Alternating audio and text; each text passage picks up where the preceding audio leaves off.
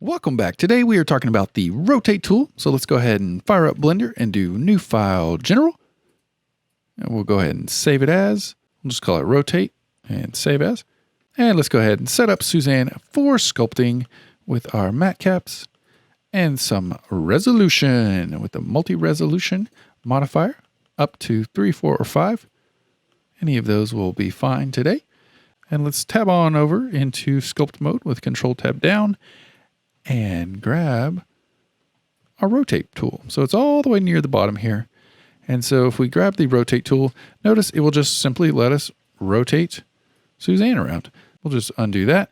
But say if you wanted to just move a certain part, same thing as before. We'll do just a simple mask. I'm just going to mask the ear here and do Shift F, bring it up to 1. So it's really dark mask. There we go. Got a little ear action there. Looks pretty good. So now I can invert the mask with Control I. Now it's inverted. Now with the rotate tool, I can just rotate this part of Suzanne's ear here. So click and drag.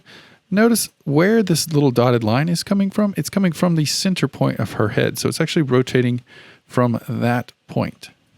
So you can also change the orientation to global, local, normal, all these different ones. The only ones that I see are really doing much are the view. So if you put it in view, it's actually going to change the rotation based off of your view. Notice how the little transform gizmo is kind of following and kind of looking at me the whole time. So that is with view. So if you need to, move things in a certain direction based on your viewport.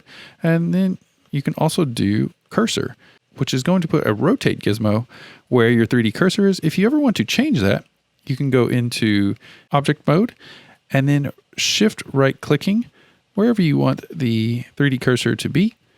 And then make sure you have that object selected and go object, set origin to 3D cursor.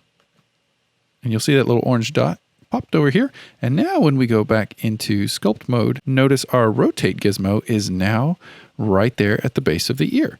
So that's just different ways you can use, masks with the rotate and with your 3D cursor to get desired rotations that you want.